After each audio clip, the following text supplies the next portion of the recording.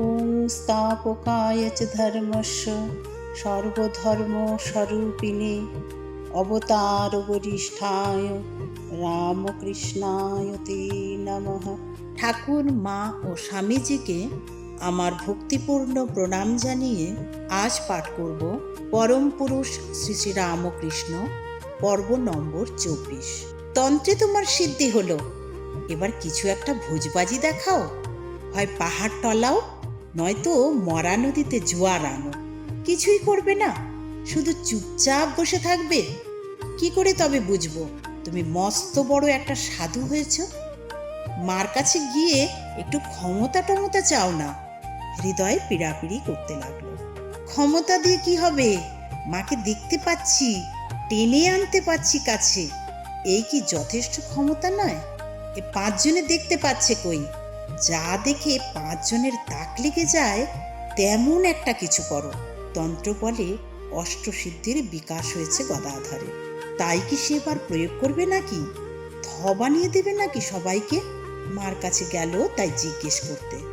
চোখের নিমেষে মা দেখিয়ে দিলেন ওসব সিদ্ধাই ঘৃণ্য আবর্জনা, বিষ কলুষ, ভগবানকে পাওয়ার পথের দুর্লঙ্ঘ অন্তরায়। যদি একবার ওই প্রলোভনে পা দাও তবে মাটি হয়ে যাবে সব তপস্যা ফল। দেখতে দেখতে দেউলে হয়ে যাবে। কৃষ্ণ অর্জুনকে কি বলেছিলেন? বলেছিলেন, অষ্টসিদ্ধির মধ্যে যদি একটিও তোমার থাকে তাহলে তোমার শক্তি বাড়বে বটে, কিন্তু আমায় তুমি পাবে না।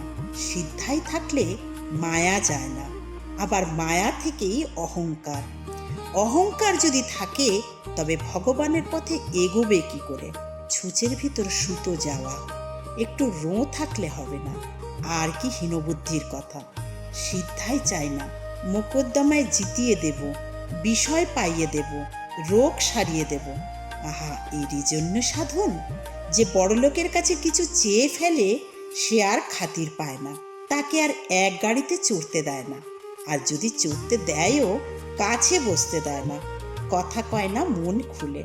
যদি সিদ্ধাই নিয়ে নিলাম তবে ভগবান বলবেন, আর কেন, খুব হয়েছে, ওই নিয়েই ধুয়ে খা, ওই নিয়েই মজে থাক। সেই সাবির কথা জানিস না? সবাই বলছে সাবির এখন খুব সময়, একখানা ঘর ভাড়া নিয়েছে, 2খানা বাসন হয়েছে, তক্তপোষ, বিছানা, মাদুর, তাকিয়া হয়েছে, কত লোক আসছে যাচ্ছে, তার সুখ আর ধরে না। তার মানে আগে সে গৃহস্থ বাড়ির দাসী ছিল, এখন বাজারের হয়েছে। তার মানে সামান্য জিনিসের জন্য নিজের সর্বনাশ করেছে। যে শরীর মন আত্মা দিয়ে ভগবানকে লাভ করব, সেই শরীর মন আত্মা তুচ্ছ, টাকা কড়ি তুচ্ছ, লোকমান তুচ্ছ, দেহ সুখের জন্য বিক্রি করে দেব? তবে কি চাইবে মার কাছে? হৃদয়ে ঝটকা মারল। শুধু কৃপা চাইব, বলবো আমাকে ভক্তি দাও, শুদ্ধা ভক্তি, অহেতুকী ভক্তি। হ্যাঁ, প্রহ্লাদের যেমন ছিল। রাজ্য চায় না, ঐশ্বর্য চায় না, শুধু হরিকে চায়। কিছু চাও না অথচ ভালোবাসো, এরই নাম ভক্তি। তুমি বড় লোকের বাড়ি রোজ যাও, কিন্তু কিছুই চাও না। জিজ্ঞেস করলে বলো, আগে কিছু না, এমনি একটু শুধু আপনাকে দেখতে এসেছি। এরই নাম নিষ্কাম ভক্তি। যেমন নারদের ছিল, ঘুরে ঘুরে বেড়ায় আর বীণা বাজিয়ে হরিনাম গান করে। গদাধর মন্দিরে গিয়ে মার পাদপদ্মে ফুল দিলে, বললে, মা, এই নাও তোমার জ্ঞান, এই নাও তোমার অজ্ঞান, আমায় শুদ্ধা ভক্তি দাও। এই নাও তোমার সূচি, এই নাও তোমার অসুচি, আমায় শুদ্ধা ভক্তি দাও। এই নাও তোমার পুণ্য, এই নাও তোমার পাপ, আমায় শুদ্ধা ভক্তি দাও। এই নাও তোমার ধর্ম, এই নাও তোমার অধর্ম, আমায় শুদ্ধা ভক্তি দাও। একটা নিলে আরেকটা নিতে হবে। যদি মা জ্ঞান নেন তবে অজ্ঞানও নেবেন। পুণ্য নিলে পাপও, অনেক ছাড়া এক নেই, অন্ধকার ছাড়া আলো নেই। অহল্যার সাপমোচনের পর শ্রীরামচন্দ্র তাকে বললেন, বর চাও। অহল্যা বললেন, যদি বর দেবে তো বর দাও, যদি পশু হয়েও জন্মাই যেন তোমার পাদপদ্মে মন থাকে। আমি সিদ্ধি চাই, সিদ্ধাই চাই না। আমার এই সিদ্ধি গায়ে মাখলে নেশা হয় না, এ সিদ্ধি খেতে হয়। ভৈরবীর সেই দুই শিষ্য চন্দ্র আর গিরিজা একদিন এসে উপস্থিত হলো দক্ষিণেশ্বরে। দুজনেই সিদ্ধাই নিয়ে ব্যস্ত, নানা রকম ক্ষমতার ভেলকিবাজি নিয়ে। এই হচ্ছে অহংকার, একরকম মায়া, এক টুকরো মেঘের মতন। সামান্য মেঘের জন্যে সূর্যকে দেখা যায় না, তেমনি অহং বুদ্ধির জন্যেই হয় না ঈশ্বর দর্শন। অহংকার ত্যাগ না করলে ঈশ্বরকে ধরা যায় না, ভার নেন না ঈশ্বর। কাজকর্মের বাড়িতে যদি একজন ভাঁড়ারি থাকে তবে কর্তা আর আসে না ভাঁড়ারে। যখন ভাঁড়ারি নিজে ইচ্ছে করে ভাঁড়ার ছেড়ে চলে যান, তখন কর্তা ঘরে চাবি দেন আর নিজের ভাঁড়ারের বন্দোবস্ত করে। তাই ক্ষমতা নিজের হাতে না নিয়ে ছেড়ে দাও সেই সর্বশক্তিমানের হাতে। একবার বৈকুণ্ঠে লক্ষ্মী নারায়ণের পদসেবা করছেন। হঠাৎ নারায়ণ উঠে দাঁড়ালেন। লক্ষ্মী বললেন, ও কি, কোথায় যাও? নারায়ণ বললেন, আমার একটি ভক্ত বড় বিপদে পড়েছে, তাকে রক্ষা করতে যাচ্ছি। কিন্তু খানিক দূরে গিয়েই ফিরে এলেন নারায়ণ। এ কি, এত শিগগির ফিরে এলে যে? শুধলেন লক্ষ্মী। নারায়ণ হেসে বললেন, ভক্তটি ভাবে বিহ্বল হয়ে পথ চলছিল, মাঠে কাপড় শুকোতে দিয়েছিল ধোপারা, ভক্তটি তাই মারিয়ে দিলে। তাই দেখে তাকে মারতে ধোপারা লাঠি নিয়ে তেড়ে এলো। আমি তাকে বাঁচাতে গিয়েছিলাম, কিন্তু ফিরে এলে কেন? নারায়ণ বললেন, দেখলাম ভক্তটি নিজেই ধোপাদের মারবার জন্য ইট তুলেছে, তাই আর আমি গেলাম না। নিজেকে নিশ্চিহ্ন করে সমর্পণ করে দাও, নিজের জন্য কিছু রেখো না। নিজেকে দেখিয়েও আমি বলবে না, বলবে তুমি। চন্দ্রের গুটিকা সিদ্ধি হয়েছিল, একটি মন্ত্রপুত গুটিকা ছিল তার। সেটি ধারণ করলেই সে অদৃশ্য বা অশরীরী হয়ে যেতে পারত, আর অদৃশ্য হয়েই যেতে পারত যেখানে খুশি।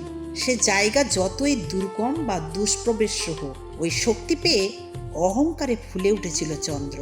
ভাবলে যখন যেখানে খুশি যেমন খুশি যাতায়াত করতে পারি, তখন ওই দোতলায় সুন্দরী ওই মেয়েটির ঘরে ঢুকলে কেমন হয়? সম্ভ্রান্ত বড়লোকের মেয়ে আছে পর্দার ঘেরা টোপে, তা থাক, আমি তো অশরীরী হয়ে তার ঘরে ঢুকব।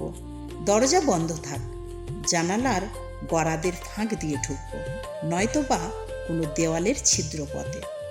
সিদ্ধায়ের তেজ দেখাতে গিয়ে চন্দ্র ক্রমে ক্রমে সেই ধনী কন্যাতে আসক্ত হয়ে পড়ল, ফতুর হয়ে গেল নিঃশেষে, যার জন্যে এত চোটপাট সে সিদ্ধায়ও আর রইল না। আর গিরিজা? একদিন শম্ভু মল্লিকের বাগানে বেড়াতে গিয়েছেন ঠাকুর, সঙ্গে গিরিজা। কথা বলতে বলতে কখন এক প্রহর রাত হয়ে গিয়েছে খেয়াল নেই। পথে এসে দেখেন ভীষণ অন্ধকার। ঈশ্বরের কথা বলতে বলতে এত তন্ময় হয়ে পড়েছিলেন, একটা লণ্ঠন চেয়ে আনতে পর্যন্ত মনে ছিল না। এখন যান কি করে? এক পা হাঁটেন তো হোঁচট খান, দুপা হাঁটেন দিক ভুল হয়ে যায়। কি হলো বলো তো? এখন করি কি? দাঁড়াও, আমি আলো দেখাই। সিদ্ধায় হয়েছে গিরিরাজ, সে পিঠের থেকে আলো বের করতে পারে। কালীবাড়ির দিকে পিঠ করে দাঁড়ালো গিরিজা। আলোর ছটা বেরোলো একটা, সেই ছটায় কালীবাড়ির ফটক পর্যন্ত দেখা গেল স্পষ্ট। আলোয় আলোয় চলে এলেন ঠাকুর, কিন্তু ওই পর্যন্তই। গিরিজার আর কিছু হলো না, লণ্ঠনই হলো, সূর্য হলো না। ভবতারিণী ঠাকুরের শরীরে ওদের সিদ্ধাই সব টেনে নিলেন। ওরা মোহমুক্ত হলো, মন থেকে অভিমান মুছে ফেলে দীনভাবে বসলো আবার যোগাসনে। ও সকলে আছে কি? ও সব তো বন্ধন, মনকে টেনে রাখে, এগুতে দেয় না। জানিস না সেই এক পয়সার সিদ্ধাইয়ের গল্প? দু ভাই, বড় ভাই সন্ন্যাসী হয়ে সংসার ত্যাগ করেছে, ছোট ভাই লেখাপড়া শিখে সংসার ধর্ম করছে। 12 বছর পর বাড়ি এসেছে সন্ন্যাসী। ছোট ভাইয়ের জমি জমা চাষবাস কেমন কি হয়েছে তাই দেখতে। ছোট ভাই জিজ্ঞেস করলে, এতদিন যে সন্ন্যাসী হয়ে ফিরলে, তোমার কি হলো দেখবি? তবে আয় আমার সঙ্গে। ছোট ভাইকে সন্ন্যাসী নদীর পাড়ে নিয়ে এলো। এই দেখ বলে নদীর জলের উপর দিয়ে হেঁটে চলে গেল পরপারে। খেয়ায় মাঝিকে 1 পয়সা দিয়ে নৌকায় করে ছোট ভাইও নদী পেরোলো। বড় ভাই বললে, দেখলি কেমন হেঁটে পেরিয়ে এলুম নদী? আর তুমিও তো দেখলে, বললে ছোট ভাই। আমিও কেমন 1 পয়সা দিয়ে দিব্যি নদী পেরোলাম। 12 বছর কষ্ট করে তুমি যা পেয়েছো, আমি তা পাই অনায়াসে, মোটে 1 পয়সা খরচ করে। তাহলে তোমার ওই সিদ্ধায়ের দাম 1 পয়সা। আরেক যোগী যোগ সাধনার বাকসিদ্ধি লাভ করেছে। কাউকে যদি বলে মর, অমনি মরে যায়, আর যদি বলে বাঁচ, অমনি বেঁচে যায়। একদিন দেখে এক সাধু এক মনে ঈশ্বরের নাম জপ করছে। ওহে, অনেকেই তো হরি হরি করলে, কিন্তু পেলে কিছু? কি আর পাবো, শুধু তাকেই চাই। কিন্তু তার কৃপা না হলে কিছুই হবার নয়। তাই করুণা ভিক্ষা করেই দিন যাচ্ছে। ওসব পণ্ডশ্রম ছাড়ো, যাতে কিছু একটা পাও তার চেষ্টা দেখো। আচ্ছা মশাই, আপনি কি পেয়েছেন শুনি? শুনবে? আর কি, দেখো কাছে একটা হাতি বাঁধা ছিল। তাকে বললে মর, হাতি মরে গেল তক্ষুনি। ফের মরা হাতিকে লক্ষ্য করে বললে বাঁচ, অমনি গা ঝাড়া দিয়ে হাতি উঠে দাঁড়ালো। দেখলে? কি আর দেখলুম বলুন? হাতিটা একবার মরলো, আবার বাঁচলো। তাতে আপনার কি এসে গেল? আপনি কি ওই শক্তিতে নিজের জন্ম মৃত্যুর হাত থেকে ত্রাণ পেলেন? শোন, এই দিকে আয়। ঠাকুর একদিন চুপি চুপি ডাকলেন নরেনকে, নিয়ে গেলেন পঞ্চবটির নির্জনে। বললেন, তোর সঙ্গে একটা কথা আছে। নরেন নিস্পন্দ, নির্বাক। শোন, তোকে বলি, আমার মধ্যে অষ্টসিদ্ধি আবির্ভূত আছে, কিন্তু ও আমি কোনো দিন প্রয়োগ করিনি, করবও না। তোকেও সব দিয়ে দিতে চাই। আমাকে? হ্যাঁ, তুই ছাড়া আর কে আছে? তোকে অনেক কাজ করতে হবে, অনেক ধর্মপ্রচার। তোরই ওসব দরকার। তুই ছাড়া কারু সাধ্য নেই এত শক্তি ধারণ করে। বল, নিবি? এক মুহূর্ত স্তব্ধ হয়ে রইল নরেন। বললে, ওইসব শক্তি আমাকে ঈশ্বর লাভে সাহায্য করবে? কি ভাবলেন ঠাকুর? বললেন, না, তা করবে না। তবে ওসবে আমার দরকার নেই। নরেনের ভঙ্গিতে ফুটে উঠল অনাসক্তির দৃঢ়তা। যা দিয়ে আমার ঈশ্বর লাভ হবে না, শুধু লোকমান্য হবে, তা দিয়ে আমি কি করব? ঠাকুর হাসতে লাগলেন প্রসন্ন হয়ে। একদিন নরেন নিজেই গিয়ে উপস্থিত হলো ঠাকুরের কাছে। তার ধ্যানের ফল কি হচ্ছে না হচ্ছে তাই বুঝিয়ে বলছে। খেতে, শুতে, বসতে সব সময় ধ্যান করছে নরেন। কাজকর্মের সময়ে মনের কতকটা ভিতরে বসে ঈশ্বর চিন্তায় মগ্ন হয়ে আছে। এ আমার কি হলো বলুন তো, কি হলো? ঠাকুর প্রফুল্ল বয়ানে হাসলেন। ধ্যান করতে বসি আমি দূরের জিনিস দেখতে পাচ্ছি, শুনছি অনেক দূরের শব্দ। দেখছি কোনো বাড়িতে বসে কে কি করছে, কে কি বলছে। উঠে উঠে যাচ্ছি সে বাড়িতে। গিয়ে দেখছি যা দেখেছি আর শুনেছি সব সত্যি। এ আবার কি নতুন খেলা? ঠাকুর বললেন, এসব সিদ্ধাই তোকে ভোলাতে এসেছে, ঈশ্বর লাভের পথে বাধা সৃষ্টি করতে এসেছে। তাই সিদ্ধাই নিবি কেন? তুই ভগবানকে নিবি, তুই ধ্যান শক্তি হবি। দিন কত ধ্যান তুই বন্ধ করে রাখ, তারপরে দেখবি ও সব আর আসবে না। তুই পথ পাবি, নিত্যকালের এগিয়ে যাওয়ার পথ।